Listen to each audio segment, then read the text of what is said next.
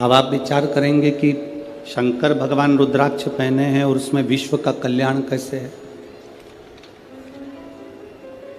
शिव जी रुद्राक्ष धारण करे हैं, उसमें विश्व का कल्याण कैसे निश्चित हो सकता है।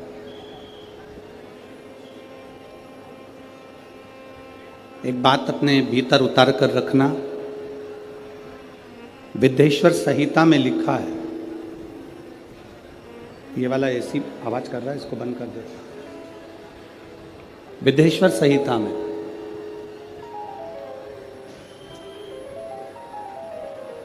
शिव महापुराण की विद्येश्वर संहिता कहती है,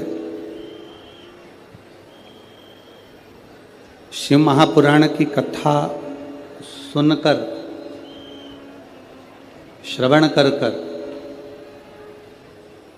यदि कोई दूर से भी निकल कर जा रहा है, बहुत ध्यान देना कथा पर, कि शिवजी के गले में पड़ा हुआ रुद्राक्ष विश्व का कल्याण कैसे करता है।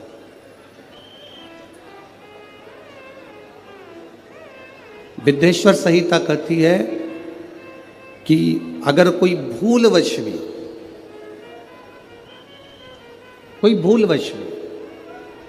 अगर शंकर भगवान की कथा को श्रवण कर कर निकल कर जा रहा है और उसके शरीर से छूकर हवा, वायु जो चलती है, उसके शरीर से छूकर जो वायु निकलती है, जो हवा चलती है, चलती हुई हवा यदि उसके शरीर से भी छूकर निकल गई और जितनी जितनी दूर, जहाँ जहाँ तक वो हवा जाती है, वो पवन जाती है, वो वायु जाती है, और उस हवा के क्रम में जितने जितने जीव आ जाते हैं, चाहे मनुष्य हो, जलचर हो, थलचर हो, वायुचर हो, जो जीव आ गया, शिव पुराण कहती है उनका दूसरी बार जन्म नहीं होता, वो संसार सागर से मुक्त हो जाता है।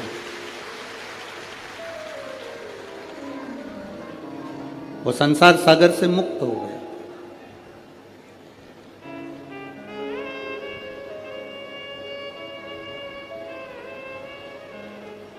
शिव जी के गले में रुद्राक्ष की माला है, शंकर जी के गले में रुद्राक्ष पड़ा हुआ है, मस्तक पर चंद्र है, गले में सर्प है, मृगछाला पहने हुए हैं। ये मेरे बाबा ने जितना जितना स्वरूप बनाया है, मेरे बाबा जितना जितना श्रृंगार ये करे हैं, ये संपूर्ण जगत के उद्धार के लिए करे।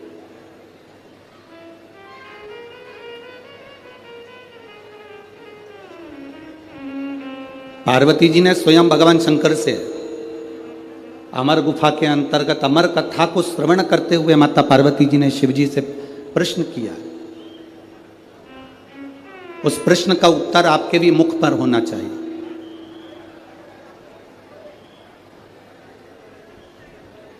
उस प्रश्न का उत्तर आपकी भी जिंदगी में होना चाहिए। हम तो कहते हैं अगर आमदार माननीय मोहन गोपाल राव जी मते जी ने, सो सविता मोहन जी मते जी ने, अगर ये आमदार जी की पूरी मित्र मंडली ने अगर ये कथा करवाई है, तो उस कथा का सार तत्व ही यही है जो इस कथा के रस को जान गया।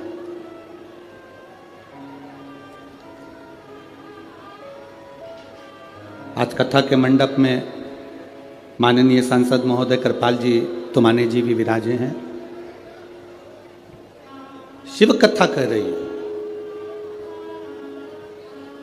एक प्रश्न माता पार्वती जी ने भगवान शंकर से कहा, अमरनाथ की गुफा में हम प्रवेश करें ना करें, अमरनाथ जी का दर्शन करने हम पहुँचे ना पहुँचे, अमरनाथ जी का हमने कभी दर्शन किया ना किया, हम कभी अमरनाथ दर्शन के लिए पहुँचे ना पहुँचे, पर ये प्रश्न और इसका उत्तर आपके भीतर होना चाहिए। ये प्रश्न भी हो और इसका उत्तर भी। पार्वती जी ने शिव जी से प्रश्न किया, बाबा, प्रभु, स्वामी, आपके शरीर पर जो वस्तु आपने धारण करी है, मैं 5 वस्तुओं को पार्वती जी कहती हैं आपसे पूछना चाहती हूं।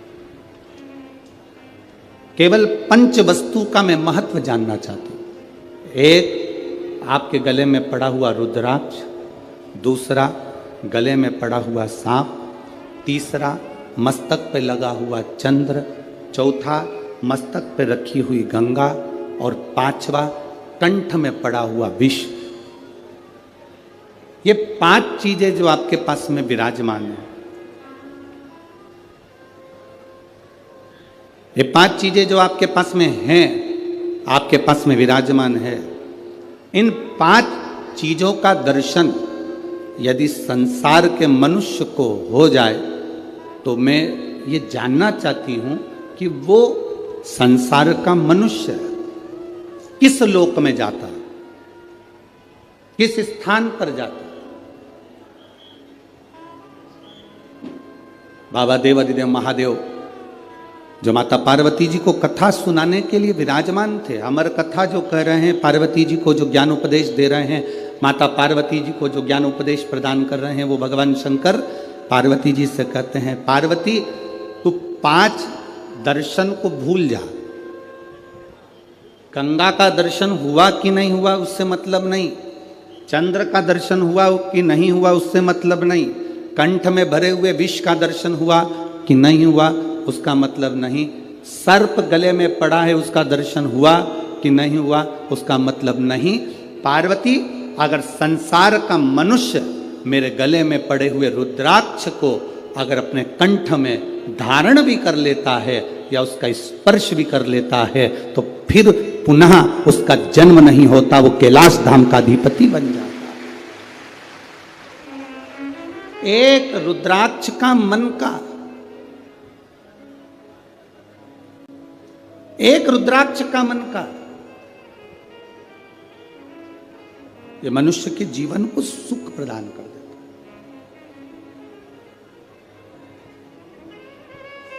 बाजार में बहुत सारी गाय रोड पर मिलती है। बोलो री नागपुर की जीजियों, सही है? और जितने जीजा उन बैठे हैं वो भी बोल दो, सही है? बहुत सारी रोड पर गाय मिलती है, बगीचे में गाय मिलती है, जंगल में गाय मिलती है। किसी किसी गाय के गले में रस्सी बंधी होती है। रस्सी बंधी है मतलब ये गाय किसी ना किसी की है।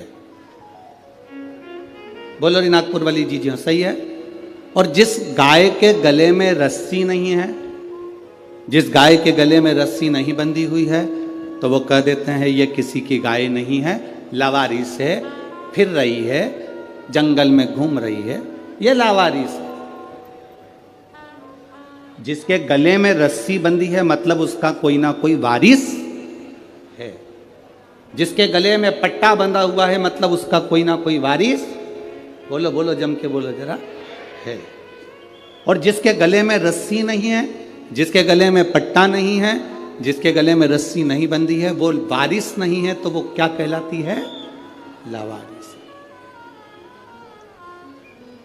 वो वारिस नहीं है, वो लावारिस है। शिव महापुराण की कथा कहती है, जिसके गले में रुद्राक्ष है, जिसके गले में तुलसी का मन का है, जिसके गले में तुलसी की माला या रुद्राक्ष की माला है, समझ लेना उसका वारिस भोलेनाथ और नारायण विराजमान है। उसका वारिस है। आप सोने के कितने भी आभूषण पहन लो, चेने पहन लो, कितना सुंदर आभूषण धारण कर लीजिए, कितने भी हीरे के हार पहन लो, वारिस नहीं कहलाएगा। पर एक गले में अगर रुद्राक्ष का मन का, कोई ने एक पत्र लिखा था कल की कथा में, क्या रुद्राक्ष स्त्री धारण कर सकती है? क्यों नहीं? कोई ऐसी पुराण लाकर बता दो जिस पुराण में लिखा है कि नारी रुद्राक्ष नहीं पहन सकती।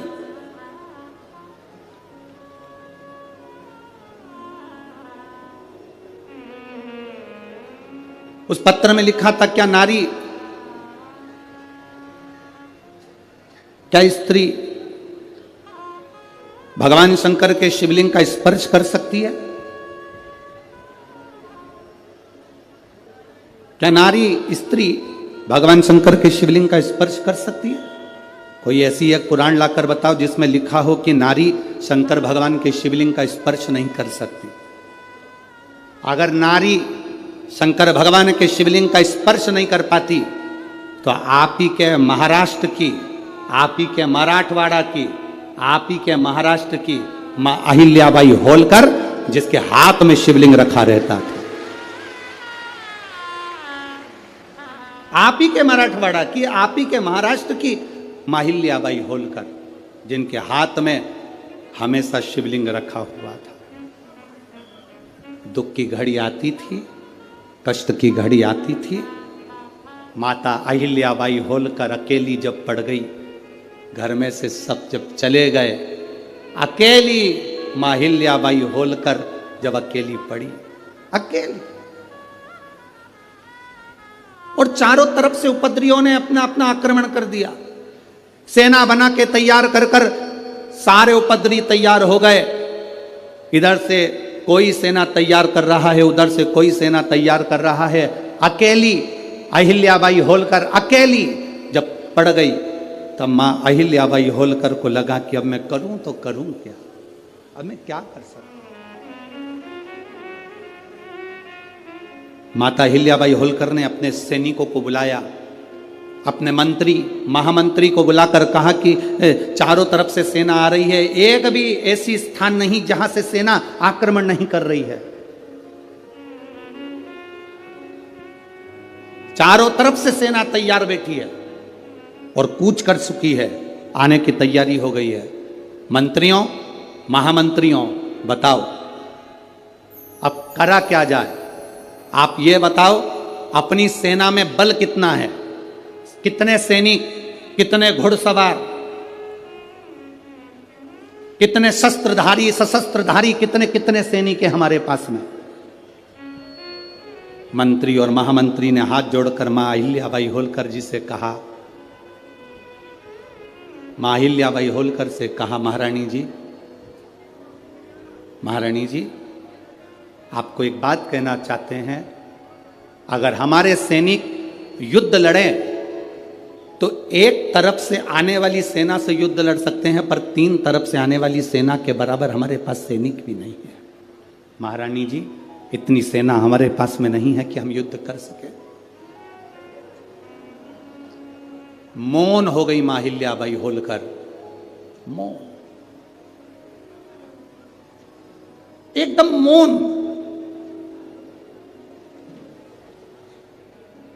मां अहिल्याबाई होलकर एकदम मौन हो गई। अकेली रथ में बैठकर मां अहिल्याबाई होलकर मां रेवा के तट पर, नर्मदा जी के तट पर, महेश्वर की पावन धरा पर पहुंच गई। मां रेवा के घाट पर मां अहिल्याबाई होलकर ने बैठकर मां रेवा के हाथ जोड़े, नर्मदा जी के हाथ जोड़कर कहा, मां नर्मदा, रेवा, तू शंकर की पुत्री है, मैं आज तुझसे बल मांगने के लिए आई हूं, आज तू मुझे बल दे दे। रेवा, मां नर्मदा, तू मुझे बल दे। वहीं से मां अहिल्याबाई होलकर चली, अंदर पहुंची अपने पूजा स्थल पर। वहां पर एक शिवलिंग था जिसको मां अहिल्याबाई होलकर ने अपने हाथों में ले लिया और लेकर युद्ध के मैदान में बाहर पहुंच गई और सेना से कह दिया, महामंत्री, मंत्री, अपनी सेना के 4 टुकड़े कर दे, 4 टुकड़े 4 किलो पर भेज दिए जाएं, चारों ओर लगा दिए जाएं। मंत्री महामंत्री हाथ जोड़कर बोले, महारानी जी, इतनी बड़ी सेना नहीं है, अगर हम गिनकर भी लगाएंगे तो थोड़े थोड़े चारों तरफ हो पाएंगे, ये तो 1 मिनट में उधर की सेना वाले हमारे सैनिकों को मार देंगे। मां अहिल्याबाई होलकर ने कहा, चिंता मत करो, अब सैनिक जितने हैं उनको बांट दिया जाए और वो सैनिक युद्ध नहीं लड़ेंगे, अब युद्ध लड़ने के लिए मेरा काल अधिपति महाकाल पहुंचकर युद्ध लड़ेगा। अब युद्ध लड़ने वाला कोई दूसरा नहीं होगा, अब युद्ध अगर लड़ेंगे तो मेरे देव अधिदेव महादेव लड़ेंगे। सेना को बांटा गया। एक पत्र आया है, देखिए।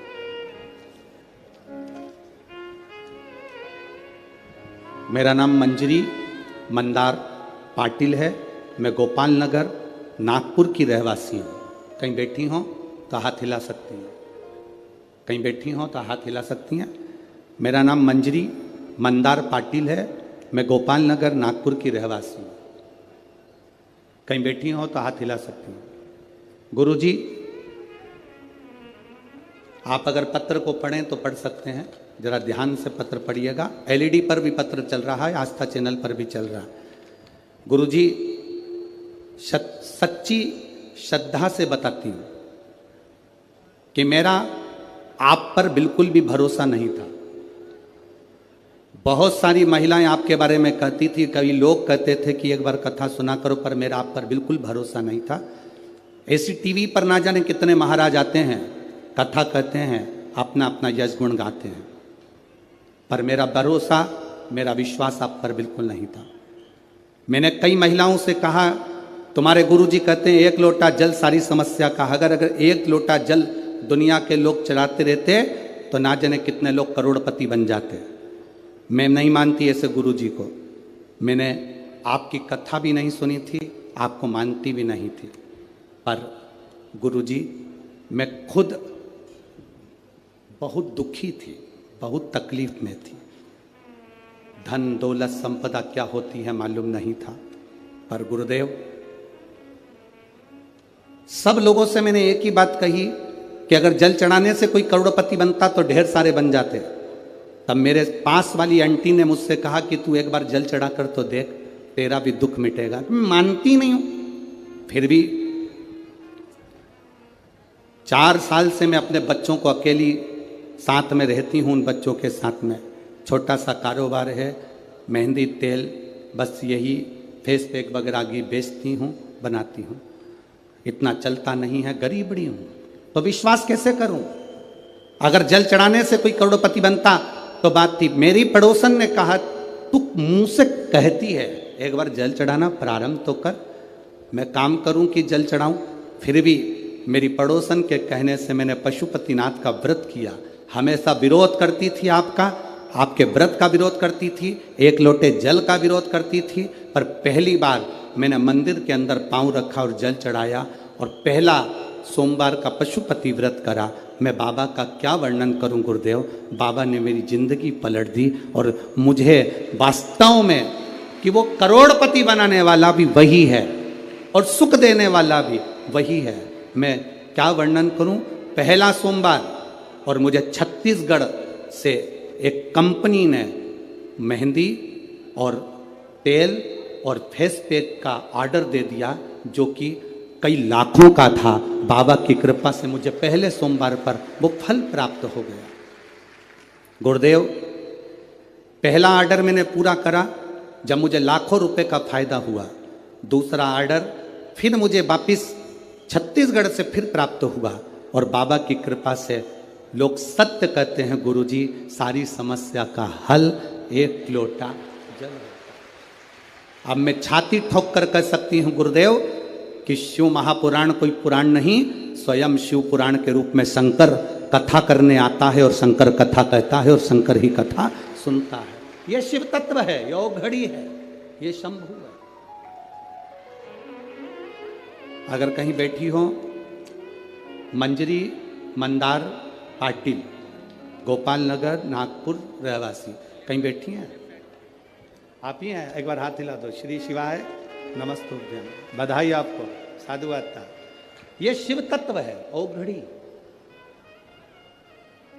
और तेरी कृपा बिना न हिले एक भी अणु, लेते श्वास तेरी कृपा से तनु तनु। हे गंगाधार मुक्ति द्वार ओमकार तू, भोले ओमकार तू। आयो शरण तिहार शंभु तार तार तू। बखान क्या करूं मैं राखों के ढेर का, चपटी बहुत है खजाना कुबेर का। मेरे बाबा तू सरल नहीं,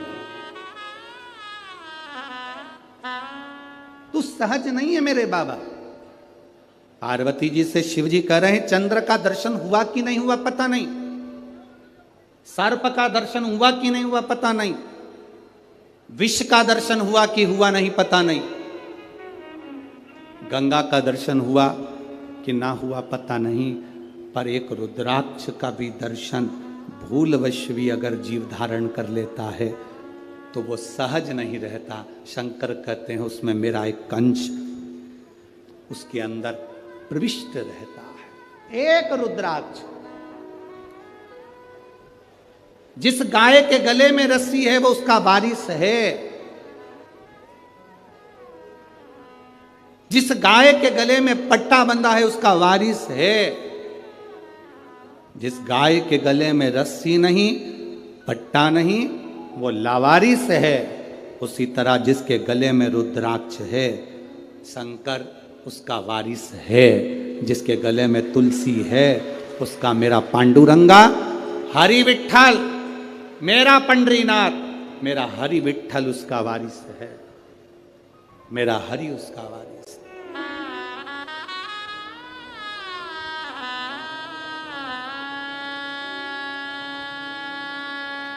उसका वारिस कहलाएगा।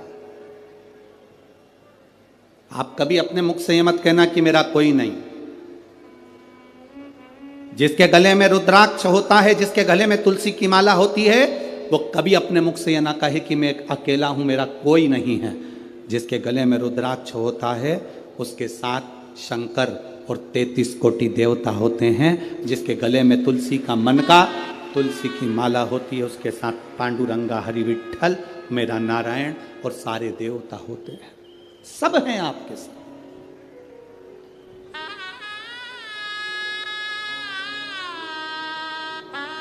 बस एक बात अपने अंदर उतार कर रखना, चाहे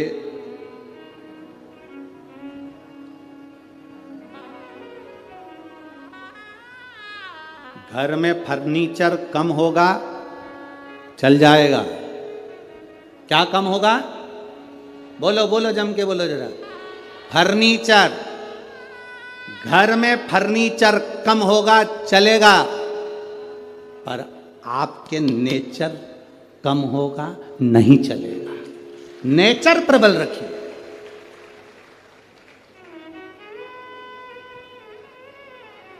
फर्नीचर से घर की शोभा नहीं होती, आपके नेचर से आपके घर की शोभा है।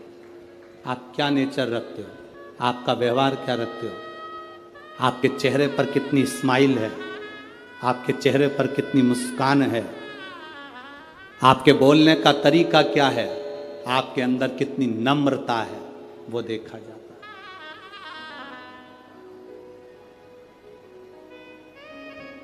आपके घर में फर्नीचर कम होगा चलेगा, पर आपका नेचर में कमी नहीं आना चाहिए। नेचर कम नहीं होना चाहिए।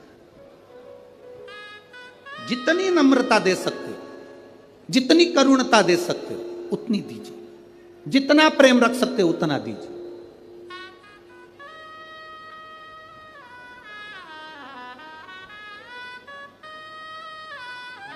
महाराष्ट्र में होता होगा, हमारे इधर तो नहीं होता।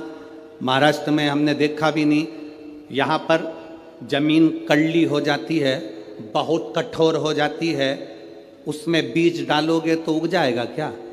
अरे बोलो तो जम के नहीं। फिर तो तुम भी हमारे उधर के हो गए।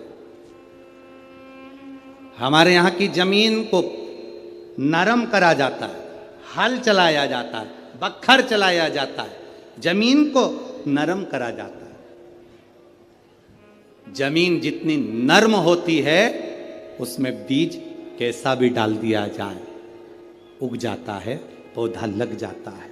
अगर जमीन नर्म नहीं होगी, जमीन एकदम कड़ली कठोर कड़क होगी, उसमें बीज डालना उगेगा ही नहीं। कितना भी पानी डालकर देख लेना उगेगा ही नहीं। जमीन का नरम होना बीज को पैदा करता है।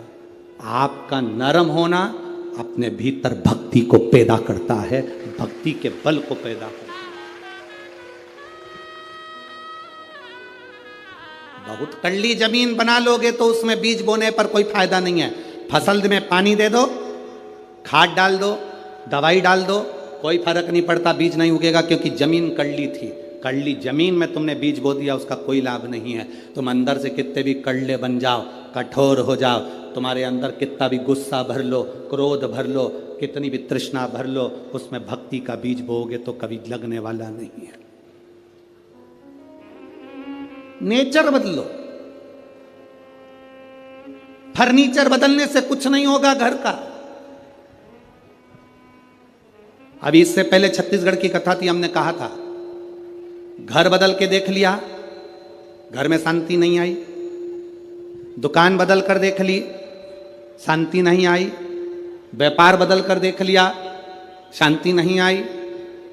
गाड़ी बदल कर देख ली, शांति नहीं आई। किसी ने कह दिया घर की दिशा चेंज कर लो, वो बदल ली। किसी ने कहा बाथरूम बदल लो, कोई ने कहा सीढ़ी बदल लो, कोई ने कहा रसोई घर बदल लो, कोई ने कहा दुकान बदल लो, कोई ने कहा व्यापार बदल लो, कोई ने कहा गाड़ी बदल लो, कोई ने कहा पहनने का तरीका बदल लो, कोई ने कहा कपड़े बदल लो। सब कुछ बदल कर देख लिया, कुछ फायदा नहीं हुआ। अब एक बार शिव महापुराण की कथा मानो, कुछ मत बदलो। जिस घर में रह रहे हो उसी में रहो, जो व्यापार कर रहे हो उसी को करो, बस अपने नेचर को थोड़ा सा बदल लो, सब कुछ अच्छा हो जाए। बोल बम का नारा है। इतना धीमा बोलोगे तो कल्याण तुम्हारा है। अच्छे से बोलो जरा, बोल बम का नारा है, सारी समस्या का हल शिव तत्व को पाना। हम अंदर से कठोर बन गए, बहुत कठोर।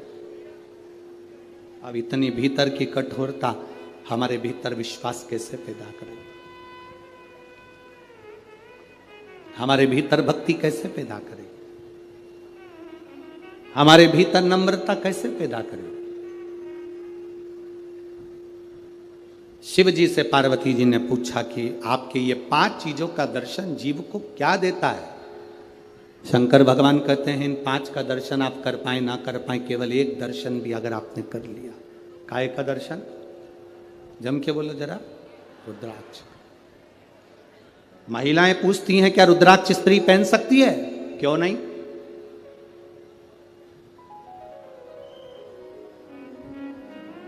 क्यों नहीं?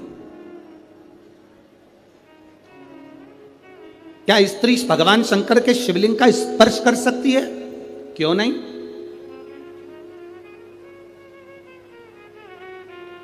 बस रजस्वला धर्म के समय पर स्पर्श ना करें, रजस्वला धर्म के समय पर भगवान को छुएं ना, मंदिर देवालय शिवालय ना जाए। रजस्वला धर्म के समय पर भगवान के मंत्र का जाप करना नहीं छोड़ना, भगवान का नाम लेना नहीं छोड़ना। कोई ने कहा गुरुजी हमने तो सुना है कि रजस्वला धर्म के समय पर नारी भगवान का नाम भी नहीं ले सकती। हमने कहा रजस्वला धर्म के समय पर नाम क्यों नहीं ले सकते? रजस्वला धर्म के समय पर खा सकते हो,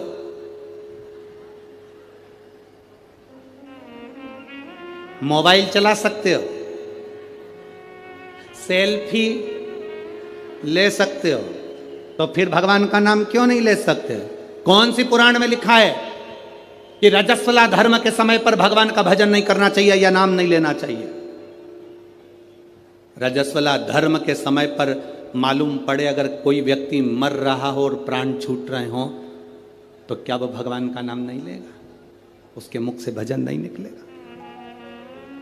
अरे अंत समय प्रभु आना पड़ेगा, वचन दिया तो निभाना पड़ेगा। आए ना आए प्रभु कुटुंब कबीरा, अंत समय प्रभु आना पड़ेगा, वचन दिया तो निभाना अंत समय शिव कथा कर रही है। अंत समय में कौन सी घड़ी हमारी आखिरी है, कौन सा पल हमारा आखिरी है, कौन सा समय हमारा आखिरी है, किसको मालूम है साहब? किसको पता है? किसको मालूम?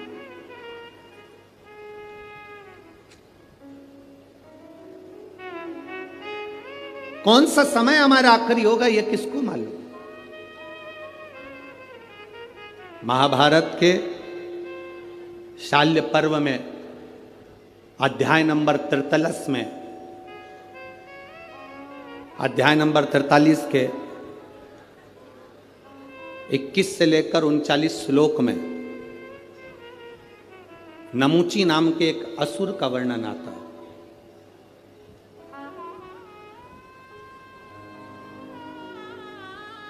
वो नमूची, जिसका नाम था नमूची,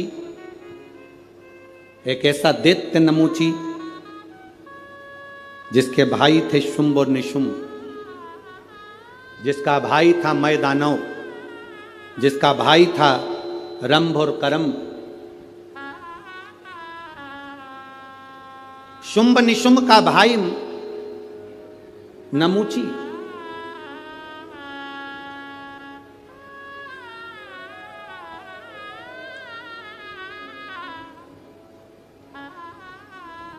जिसने भगवान विष्णु का तप करा, भगवान नारायण प्रसन्न नहीं हुए। ब्रह्मा जी का तप करा, ब्रह्मदेव प्रसन्न नहीं हुए, गुस्से में आ गए, क्रोध में आ गया, इंद्र पर आक्रमण कर दिया। और इंद्र पर आक्रमण कर कर इंद्र की सत्ता को उसने कब्जा कर लिया। इंद्र की सत्ता पर कब्जा करा, धीरे धीरे कर कर उसने सारी सत्ताओं को अपना बना लिया। अब फिर तप करने बैठा। अब उसने सोचा कि इंद्र की सत्ता मेरी हो गई, सारी सत्ता मेरी हो गई, अगर नारायण और ब्रह्मा ने मेरे को वर नहीं दिया तो मैं उनकी सत्ता को भी अपना बना लूंगा। वो क्रोध में आकर तप करने बैठ गए। तप करा तो ब्रह्मदेव और भगवान विष्णु प्रकट हुए। भगवान ब्रह्मा जी ने कहा, नमूची तुझे क्या चाहिए? नमूची ने कहा कि बस मुझे वर चाहिए। ब्रह्मा जी ने कहा वर देने की सामर्थ्यता तो नारायण में। ब्रह्मा जी का तप छोड़कर नमूची भगवान विष्णु की साधना करने लगा। भगवान नारायण की साधना करते करते भगवान नारायण प्रकट हो गए और भगवान नारायण ने प्रकट होकर पूछा, नमूची तुझे क्या चाहिए? नमूची कहता है बस मैं आपसे वर मांगना चाहता हूं। इतने में भगवान विष्णु ने सोचा कि अगर मैं नमूची को वर दे दूंगा और ये क्या मांग लेगा पता नहीं। तो भगवान विष्णु ने कहा कि वर देने की सामर्थ्यता तो मुझ में है ही नहीं, वर तो महादेव दे सकते हैं। अब नमूची भगवान शिव को ढूंढते ढूंढते भगवान शंकर की साधना करना है और कैलाश पर पहुंच गया।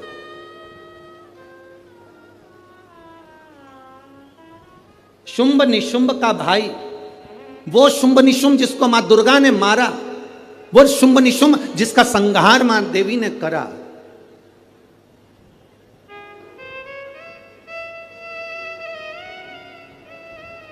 देवी जी की आरती में आप लोग गाते होंगे, गाते हो, शुंभ निशुंभ का वर्णन होता है।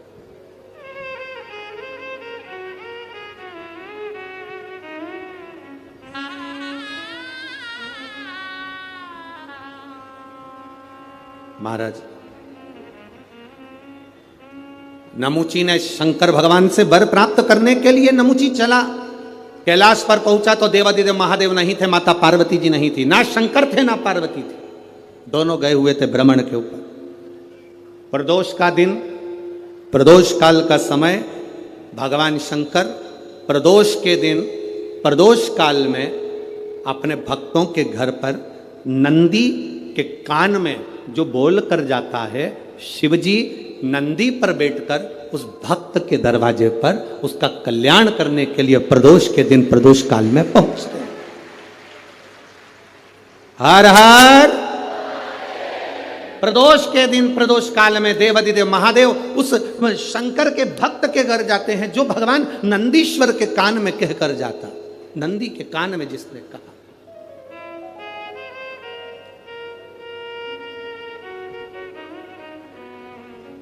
शंकर भगवान के इस शिवलिंग का स्मरण आप करेंगे। बीच में जो एक मोटी सी लाइन होती है, इसको अशोक सुंदरी कहते हैं। सब लोग दर्शन करें, जम के बोलो जरा, करें। अशोक सुंदरी की जगह जहां पूरी हो जाती है, उसके बीच में शिवलिंग और उसके बीच में थोड़ी सी जगह खाली आती है। करें दर्शन, समझना जरा बहुत अच्छे से। जैसे ये अशोक सुंदरी की जगह है, हम निवेदन करेंगे आस्था चैनल वालों से भी और एलईडी वाले भी, जिन जिनको एलईडी पर आप दर्शन करा रहे हैं वो पूरी तरह से कराएं। गणेश जी का स्थान, षडानंद कार्तिकेय का स्थान, अशोक सुंदरी का स्थान बीच में। अशोक सुंदरी का जो स्थान पूरा हो जाता है, वहां से लेकर शिवलिंग के बीच में खाली जगह आती है।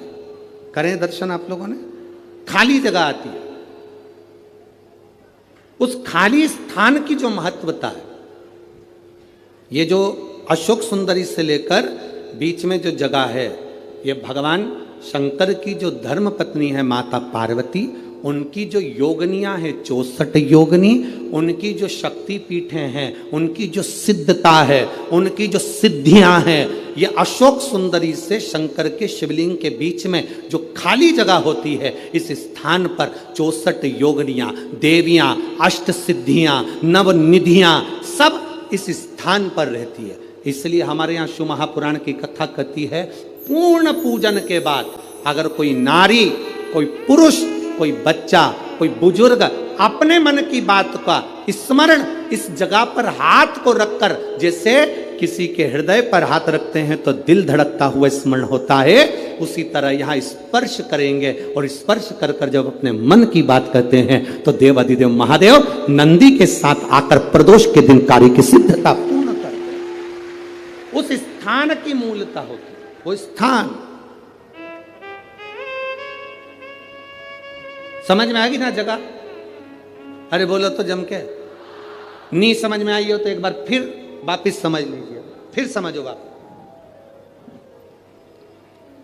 स्थान देखिएगा, अपने को भगवान की कृपा से यहाँ नागपुर में शंकर जी का शिवलिंग कोई ना कागज का बनाकर यहाँ जो भेजा, ये काम बाबा की कृपा से आप लोगों के स्मरण के लिए आया। देखिए जरा, गणेश जी का स्थान, कार्तिकेय जी का स्थान, बीच में ये आ गई अशोक सुंदरी की मोटी सी लाइन।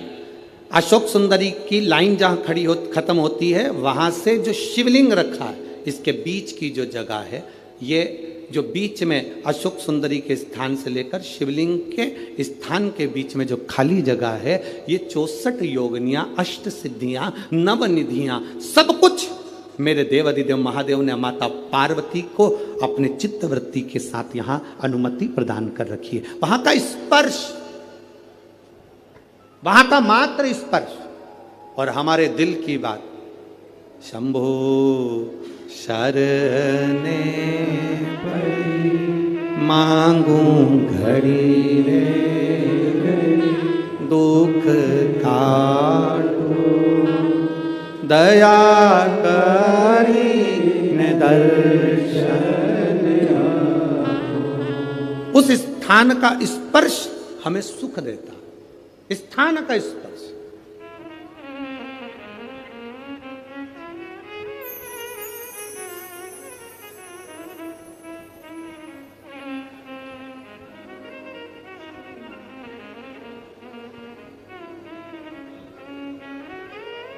एक माँ ने एक पत्र लिखा है,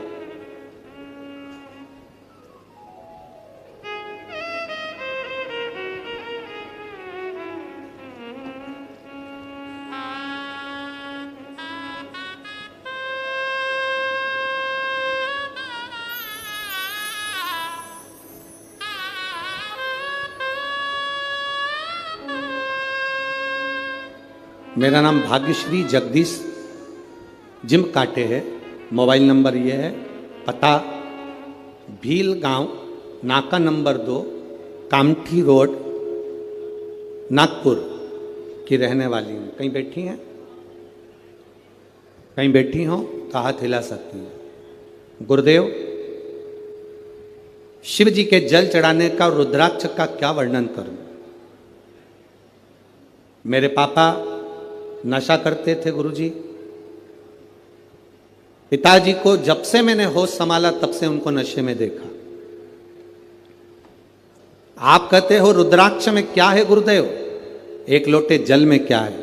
मैं कहती हूं गुरुदेव, मैंने अपनी जिंदगी में जब से होश संभाला मेरे पिताजी को, मेरे पापा को दारू के नशे में देखा। उनको होश सुबह लें शाम को लें। गुरुदेव, बाबा से मैंने प्रार्थना करी, एक लोटा जल समर्पित करा, एक बेलपत्र लेकर आती, पिताजी को देती तो पिताजी लेते नहीं उस बेलपत्र को। पिताजी जब बेलपत्र नहीं खाते तो उनको लगता कि मेरी बेटी हो सकता मुझ पर कुछ करवा रही है। बेलपत्र नहीं खाते तो मैं जल चढ़ाकर जल लाती, वो भी देती तो नहीं लेते। तब उस जल को मैं पानी के हंडे में डाल देती, पानी के हंडे में जल को डालती और मेरे पिता ने पीना चालू करा उस पानी को। गुरुदेव, मैं शिवजी से रोज प्रार्थना कर कर आती थी, बाबा मेरे पिता दारू के नशे को छोड़ दें। और गुरुदेव, आज मैं गर्व से कहती हूं कि मेरे पिता पूर्ण तरह से मदिरा को त्याग दिए। ये शिव तत्व है। गुरुदेव, मेरे शरीर में एक बीमारी थी, जिस बीमारी के चलते मेरे को जहां पर फुंसी होती थी वहां गठान पड़ जाती थी। मेरे शरीर में जहां फुंसी हुई वहां गठान पड़ जाती थी, उस गठान को ऑपरेशन की जरूरत होती थी। जितनी बार भी मैंने थेरेपी करवाई, टेस्ट करवाए, हर तरह के ब्लड टेस्ट कराए, सारी जांचें हुई, पर इस समझ में नहीं आया कि मुझे इतनी गठाने शरीर में क्यों हो जाती। बाबा, आपने एक बार कहा था कथा में कि शंकर भगवान के जो जल बहकर नीचे गिरता है, जहां पर 33 कोटि देवता का स्थान, मां दुर्गा को टच कर कर उसको खाने का कहा था। गुरुदेव, मैंने उसको खाना प्रारंभ करा और मुझे बचपन से जो प्रॉब्लम थी वो प्रॉब्लम मेरी समाप्त हो गई। अब मेरे शरीर में गांठ नहीं पड़ती है। ये मेरे बाबा की कृपा, शिव तत्व ओघड़ी की कृपा, ये शंभु है, शंकर।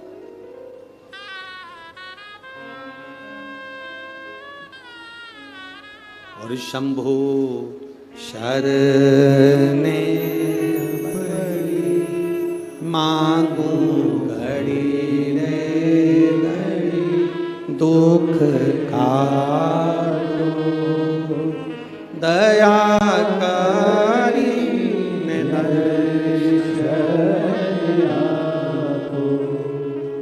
कुछ स्थान होते हैं जिस स्थान की बड़ी महत्वता होती है। हमारे जीवन के अंतर्गत तो कुछ स्थान ऐसे होते हैं जिन स्थानों की महत्वता है। अब आप लोगों को अगर बोलें और आप उसका स्मरण, जैसे आपको कहा कि शिवलिंग के यहाँ स्थान है जिसकी मूलता, भागवत जी हो ना, अगर कहीं भागवत हो रही हो, राम कथा हो रही हो, तो तुम व्यासपीठ के चारों तरफ कहीं पर भी घूम लो फिर लो, तुम्हारी मर्जी, तुम्हारा मन।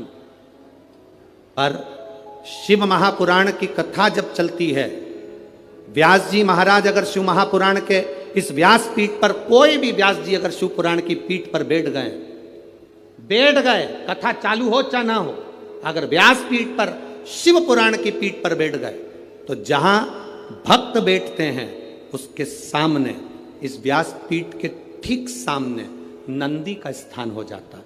नंदी के स्थान को चाहे जजमान हो, चाहे कोई मंत्री हो, चाहे कोई मिनिस्टर हो, चाहे कोई कलंत्री हो, उसको भी यहाँ से वहाँ सामने से हम निकलने नहीं देते। क्यों? क्योंकि वो निकल तो जाता है पर बाद में उसको कष्ट भोगना पड़ता है। इसलिए हम मना करते हैं, इधर से मत जाना, आगे मत जाना, इधर से जाओ, पीछे से जाओ, इधर से पहुंचो, सम्मुख मत जाइए। जितनी दूरी बनती है इस व्यास पीठ के सम्मुख।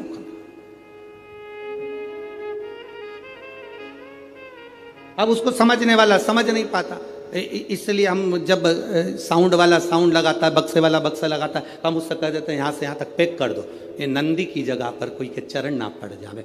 जितनी देर आप कथा सुनते हो, जितनी देर आप कथा के मंडप में बैठकर कथा सुनते हो, उतनी देर 33 कोटि देवता नंदीश्वर तुमरुका जी इस व्यासपीठ के ठीक सामने बैठकर शंकर की कथा का स्मरण करते हैं। कथा का स्मरण,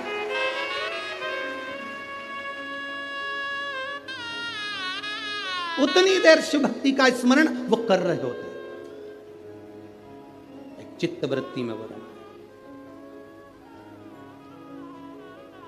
चित्त वृत्ति।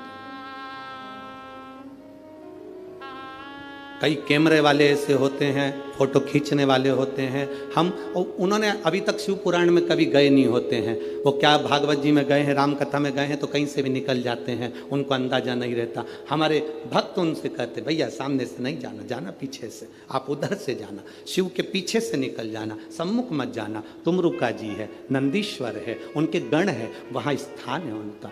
जितनी देर व्यासपीठ पर व्यास जी बैठा है उतनी देर तक वो स्थान मूल है। व्यास जी नीचे उतर गया, तुम पूरी व्यासपीठ पर कहीं पर भी घूमो, जब तक कोई पंडित शिव पुराण वाचने नहीं बैठा तब तक तुम पूरी व्यासपीठ पर कहीं पर भी घूमो, कोई मतलब नहीं। पर जिस समय पर व्यास बैठ गया उस समय पर तुमरुका जी को आवाहन कर कर, नंदीश्वर को आवाहन कर कर, झोली पसार कर, उसको प्रणाम कर कर, आमंत्रित करके, झाड़ू लगा के, बाबा आपका स्थान साफ कर दिया है, आओ आप बैठो तुमरुका जी, आओ नंदीश्वर आप बैठो, आपका स्थान हो गया। 3 बार झाड़ू लगाकर बाबा को स्थान देकर तब व्यास जी व्यासपीठ पर बैठता है शिव पुराण करने के। उस स्थान की मूलता होती है। क्यों व्यासपीठ से कहते हैं कि उठकर जाओ, तुम्हारे शरीर में कैसा भी रोग हो, कितना भी रोग हो, श्री शिवाय नमस्तुभ्यम जिस जगह पर बैठकर तुम कह रहे हो उस भूमि की रज को केवल स्पर्श कर कर जाना और 3 महीने में हमको बताना कि बाबा ने तुमको हाथ पकड़ा कि नहीं पकड़ा, साधा कि नहीं साधा। ये पत्रों का जो ढेर है, ये इतने पत्र एक एक दिन में आ रहे हैं, इन पत्रों को तो हम पढ़ भी नहीं पाते। आपके पास फुर्सत हो तो इन पत्रों को ले जाना, इसमें मोबाइल नंबर और एड्रेस सब है, और उनके घर जाकर पूछना कि बाबा ने तुमको 3 महीने में दिया कि नहीं दिया। ये उसकी कृपा है, उसकी उदारता। तुम कहीं पर भी बैठे हो, हम तुम्हें नजर आ रहे नहीं आ रहे, हम तुम्हें दिख रहे ना दिख रहे, तुम दुकान पर बैठे हो, रोड पर बैठे हो, गली में बैठे हो, मोहल्ले में बैठे हो, जहां तक तुम्हें आवाज जा रही है, चाहे माइक कहीं तक लगे हैं, चोंगे कहीं तक लगे हैं, जहां आवाज जा रही है वहां तक अगर आप कथा सुन रहे हो, मतलब तुम्हारे चित्त वृत्ति में शिव समाया है। वो कृपा करेगा, निश्चित है तेरी झोली भरेगा, वो निश्चित है। खाली ना जाता कोई दर से तुम्हारे, खाली ना जाता कोई दर से तुम्हारे, मैं भी खड़ी हूँ नन्ही बाण अपने हृदय से लगा लो, गिरा जा रहा हूँ, उठा लो, भोले अपने दर से अब तो न टालो, गिरी जा रही हूँ, उठा लो। ये समझना हमको है, शंकर के एक एक भाव को समझना हमको है, शिव की भक्ति का क्या फल है, शंकर की कथा सुनने के बाद हमें क्या मिलता है, ये तो सियोर वाला महाराज भी नहीं जानता, पर इतना जरूर जानता है कि झोली कभी खाली नहीं रहती, ये निश्चित है। क्या देगा वो पता नहीं हमको भी, पर वो देता जरूर है। उसके द्वार पर आया, खाली नहीं जा सकता। ब्रह्मा ब्रह्मलोक में रहते हैं, भगवान विष्णु वैकुंठ लोक में रहते हैं, शंकर भगवान मृत्यु लोक में रहते हैं। जो बहू पूना में रह रही है और तुम नागपुर में रह रहे हो, तुम्हारी तबीयत खराब होगी तो पूना वाली इतनी जल्दी नहीं आएगी, जो बहू तुम्हारे पास रह रही होगी वो दौड़ कर आ जाएगी। उसी तरह ब्रह्मा ब्रह्मलोक में, भगवान विष्णु वैकुंठ लोक में, इंद्र इंद्र लोक में रहते हैं, देवता देवलोक में रहते हैं, पितर पितर लोक में रहते हैं, मेरा शंकर इस भूमंडल पर रहता है। बुलाओगे दौड़ कर आएगा, तुरंत आएगा। वो कैलाश अधिपति शंकर है जो कंकर में बसा हुआ है। उसको जिसने पहचान लिया वो जिंदगी में सब कुछ पा गया। जो अहंकार में फूल गया, अपनी अभिमत्ता में फूल गया, अपने अहम में फूल गया, एक दिन ककड़ी और भुट्टे की तरह कटकर बाहर फेंका गया। अपनी अभिमत्ता को त्याग कर जिसने शिव को जान लिया उसकी जिंदगी संवर गई है। जिसने पहचान लिया देवाधिदेव महादेव, तो जान गया शंकर को, उसकी जिंदगी बन गई। जो नहीं जाना वो गया, वो गया। कितने दिन की शिवपुराण थी नागपुर में? अरे बोलो तो जम के 5 दिन की। आज कौन सा दिन हो गया? तीसरा। कल चौथा, परसों पांचवा। कल के दिन भी यही 2 बजे से 5 बजे तक कथा हो जाएगी। परसों के दिन सवेरे 8 बजे से 11 बजे तक कथा पूरी हो जाएगी। टीवी पर 2 बजे से 5 बजे तक आ जाएगी। 11 बजे जो यहाँ सुनने वाले हैं वो सवेरे सुनेंगे, अपने अपने घर चले जाएंगे। जो लड़ने वाले हैं, झगड़ा करने वाले हैं, वो यहीं की दहीं धरे की धरे रह जाएंगे। जिनको कथा से मतलब था उसने झोली भर ली और बटोर कर ले गया। जिसको दुनिया से मतलब था वो पड़ा की पड़ा रह गया। जिसको कथा से मतलब था उसने झोली भर भर कर बटोर लिया, महादेव से मांग लिया, बाबा खाली मत भेज देना। आज हम जब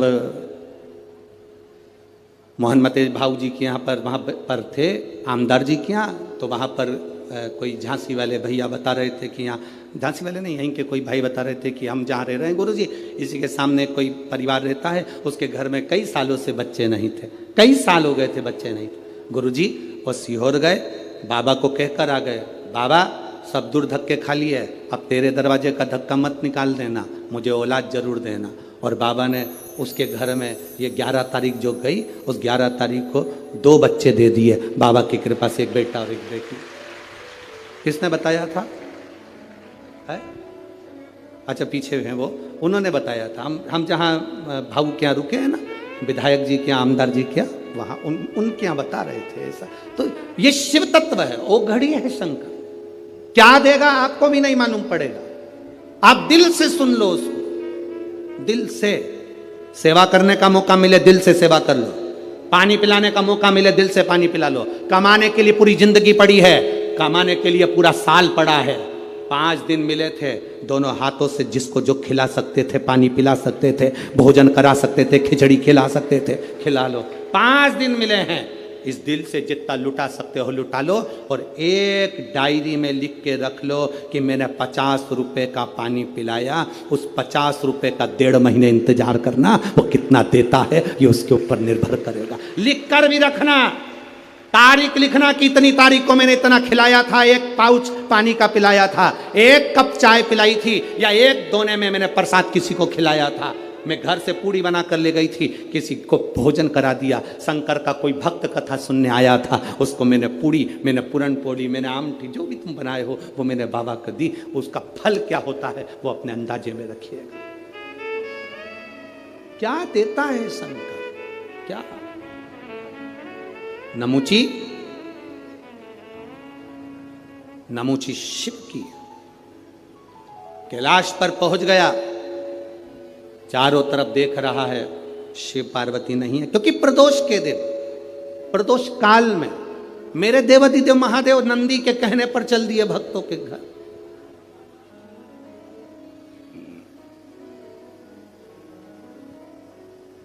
प्रदोष काल, प्रदोष के दिन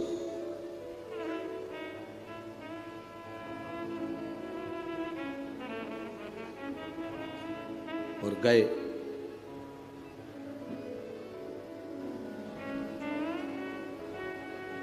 नमुची ने वहां पहुंचकर क्या देखा कि शंकर भगवान तो नहीं है, पार्वती भी नहीं है, गणेश भी नहीं है, षडानंद कार्तिकेय भी नहीं है। कैलाश सूना पड़ा, एकदम सूना, एकदम सूना। नमुची ने देखा कि एक रुद्राक्ष का मन का, शिव जी के गले में जो मन के पड़े थे, शंकर के गले में जो माला पड़ी थी, उसमें से रुद्राक्ष का मन का भूमि पर पड़ा था। एक मन का, एक मन का। कभी कभी कुबेरेश्वर धाम से आया हुआ रुद्राक्ष हो, या तुम्हारे घर में रखा हुआ रुद्राक्ष हो, या गले में पड़ा हुआ रुद्राक्ष हो, बीच में से चटक जाता है, फट जाता है, टूट जाता है, अंदाजा लगाना कोई विपदा की घड़ी तेरे ऊपर आने वाली थी, तेरे घर पर आने वाली थी। देवादिदेव महादेव ने अपने ऊपर झेल ली, टूट गया, टूट गया।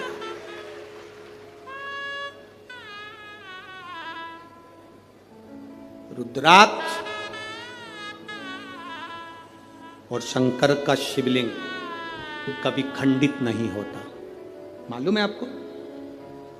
आपको मालूम है कि नहीं? रुद्राक्ष और शंकर का शिवलिंग कभी खंडित नहीं होता। टूट गया तो भी जोड़कर उसको रखा जाता। शंकर का शिवलिंग बीच में से टूट गया तो भी विसर्जन नहीं होता। शंकर का शिवलिंग तो भी पूज्य है। 1000 टुकड़े भी हो जाएं उस शिवलिंग के तो भी उसकी पूजन होगी। 25,000 टुकड़े भी शिवलिंग के हो जाएं तो भी उसकी पूजन होगी, क्योंकि शंकर के टुकड़े टुकड़े हो जाएं तो भी शंकर कभी समाप्त नहीं होता। वो एक एक कंकर में, कण कण में शंकर होता है। घर में रखा हुआ शिवलिंग का टुकड़ा भी हो जाए तो यह नहीं कहा जाता कि मेरा शिवलिंग खंडित हो गया। ना ना, शंकर भगवान ने कृपा कर अगर 2 टुकड़े हुए हैं तो शिव पार्वती दोनों आनंद के साथ बैठे हैं। अगर ज्यादा टुकड़े हो गए तो मेरे महादेव सहस्त्रेश्वर शिवलिंग बनकर, हजारों शिवलिंग बनकर बैठ गए। वो सहस्त्रेश्वर महादेव बन गया, सहस्त्रेश्वर महादेव के रूप में विराजित हो गया। दूसरी कोई मूर्ति हो खंडित हो गई, टूट गई तो वो खंडित कहलाती है। दूसरे देवता की मूर्ति होगी, टूट गई, खंडित कहलाती है। पर शंकर भगवान का शिवलिंग अगर खंडित हो भी गया, टूट भी गया तो वो खंडित नहीं कहलाता, वो खंडित नहीं कहलाता। एक एक कण कण में शंकर है, जितने टुकड़े हो रहे हैं उसमें भी शिव है, वो खंडित नहीं। हिमाचल प्रदेश में बिजली महादेव, आप लोगों में से किसी ने दर्शन करें? मनाली में बिजली में करें आप लोग, और कोई ने भी करें? मनाली में बिजली महादेव, मनाली में बिजली महादेव के ऊपर बिजली गिरती है आकाश की, महादेव के टुकड़े हो जाते हैं। कभी नेट पर सर्च करना, छोटे छोटे टुकड़े महादेव के बिजली गिरने से पूरे महादेव के टुकड़े टुकड़े हो जाते हैं। बिजली महादेव, तब पूरे नगर में सूचना दी जाती है कि आज बिजली महादेव पर बिजली गिर गई, महादेव के टुकड़े हो गए। महादेव को वापिस जोड़ना है। पूरे गांव से मक्खन एकत्रित करा जाता, माखन ले जाकर ऊपर एक साधारण सा परिवार जिसकी मर्जी हो, जो सब दूर भिक्षा मांग कर माखन एकत्रित कर ले, वो लेकर पहुंच जाता। शिव जी के टुकड़े उठाता है, उसको माखन से जोड़ता रहता। पूरा दिन उसको मक्खन से भगवान शंकर को जोड़ने में लग जाता है। 1 लोटा जल देवादिदेव महादेव का नाम लेकर वो डालता है, मक्खन पूरा की पूरा पिघल जाता है, शिवलिंग जुड़ जाता है, वो शिवलिंग वापिस निर्माण हो जाता है।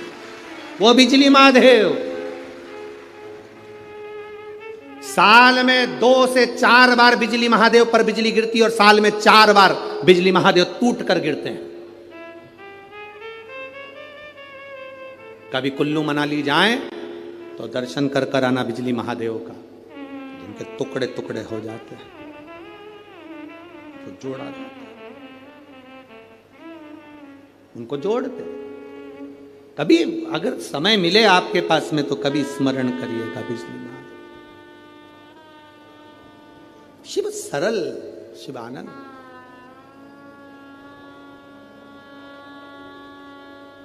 उसको पहचानने वाला, उसको जानने वाला सरल सहज नहीं है, सरल सहज। उसको पहचानिए। और जिस समय पर आप जान गए कि शंकर खंडित नहीं होता, जिस समय पर आप जान गए कि शंकर कभी खंडित नहीं होते शिव, और तुम्हारे गले में, तुम्हारे घर में रुद्राक्ष है, उसके टुकड़े हो गए, उसको वापिस जोड़ने का प्रयास करो। वापिस नहीं जोड़ता, उसको एक कपड़े में बांध कर रख लो। शिव शंकर का शिवलिंग और रुद्राक्ष कभी खंडित नहीं कहलाता, उसका फल उतना की उतना ही होता है, उसका फल उतना की उतना ही रहेगा, उसका बल उतना की उतना रहेगा, वो कभी खंडित नहीं, उसका बल उतना की उतना। इसलिए शंभु शरणे पड़ी मांगू घड़ी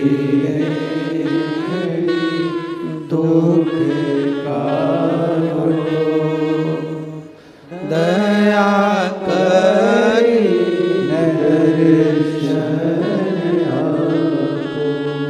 उसका फल कभी समाप्त नहीं होता। रुद्राक्ष के 10 टुकड़े भी हो जाएं तो रुद्राक्ष का फल समाप्त नहीं होता। आप में से कई लोग ऐसे बैठे होंगे जिनके घर में रुद्राक्ष टूटा होगा, बिखरा होगा।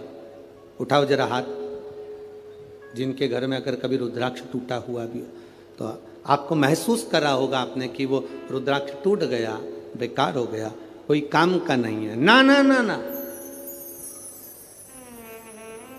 शंकर भगवान की एक बेलपत्र, शिव की एक बेलपत्र जो शंकर जी पे समर्पित हो गई, समर्पित होने के बाद उठाने में टूट गई, खंडित हो गई। शिव जी पे चढ़ी थी, पूरी थी, पर जब चढ़ने के बाद बहुत सारी उठाई गई तो टूट गई, खंडित हो गई, टूट गई, खंडित हो गई, वो खंडित नहीं कहलाती। शिव जी पे चढ़ने के बाद जो बेलपत्र का अगर एक पत्ता भी तुमको मिला तो वो पूरी बेलपत्र कहलाती है, वो अधूरी नहीं कहलाती। शंकर भगवान पर चढ़ने के बाद अगर बेलपत्र का एक पत्ता भी तुमको मिला है तो वो खंडित नहीं, वो पूर्ण है, वो पूर्ण है।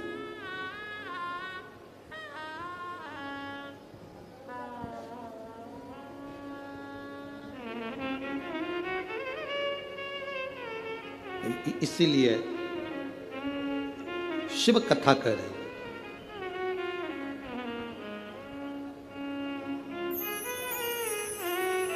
शिव महापुराण की कथा कर रहे हैं। नमुची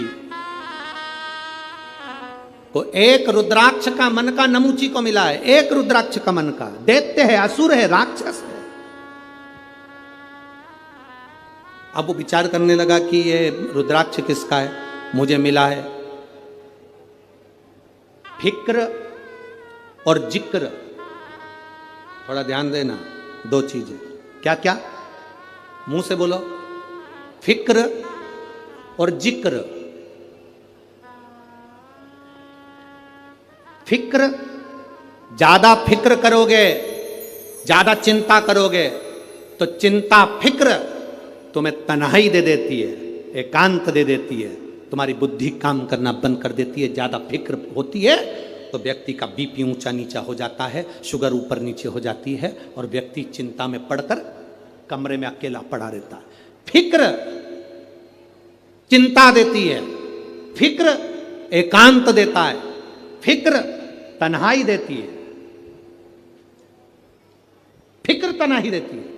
फिक्र तुम्हें अकेले कमरे में पटक देगा। और जिक्र, जिस समय पर तुम्हारे को फिक्र होने लगे तब महादेव की जिक्र करना प्रारंभ कर दो, उसकी चर्चा करना प्रारंभ कर दो, तन्हाई मिट जाती है।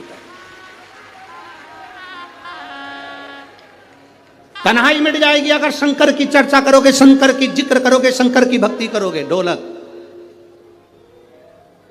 शिव की चर्चा कर रहे हो अगर, शंकर की अगर चर्चा करो। फिक्र और जिक्र में अंतर है। फिक्र तन्हाई देगा, जिक्र तन्हाई से निकाल देगा। फिक्र बीमार कर देगा, जिक्र शंकर का तुम्हें महामृत्युंजय का रस तत्व देकर उभार देगा। जिक्र आज सबसे बड़ी अगर कुछ बहुत बड़ा अगर टेंशन है ना लोगों को, लोग आज के समय में, अब यहाँ पर बहुत सारे लोग बैठे हैं, हम बात कहेंगे तो लोगों को लगेगा गुरुजी ऐसा बोल देते हैं, पर आज प्रत्येक समाज के व्यक्ति को अपनी अपनी समाज की फिक्र है। जाति में आज के व्यक्ति को बांट दिया गया है। मैं ब्राह्मण, मुझे ब्राह्मण समाज की चिंता है। मैं वैश्य, मुझे वैश्य समाज की चिंता है। मैं क्षत्रिय, मुझे क्षत्रिय समाज की चिंता है। मैं शूद्र समाज की चिंता है। हर व्यक्ति ने आज के समय को जाति में लोगों ने बांट दिया।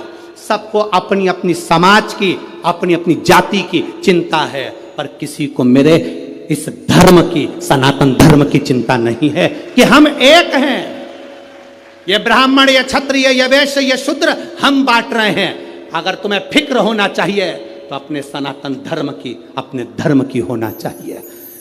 एक के लिए नहीं, हमें सबके लिए जीना है। सर्वे भवन्तु सुखिनः का ये पाठ हमने पढ़ा है।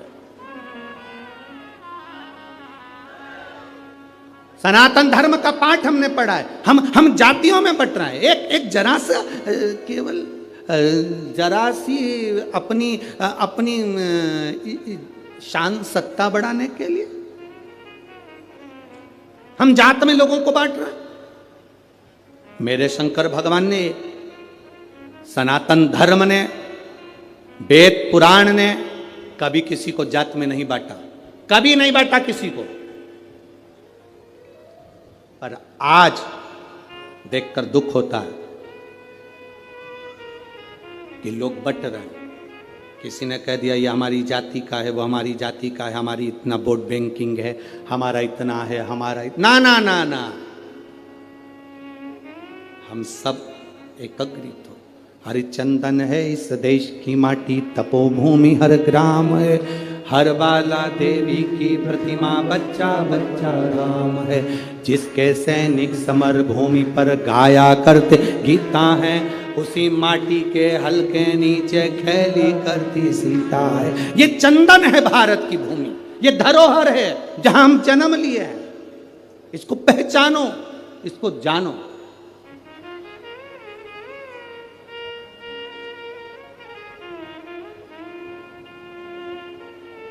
देवी जी का दर्शन करा है तुम लोगों ने?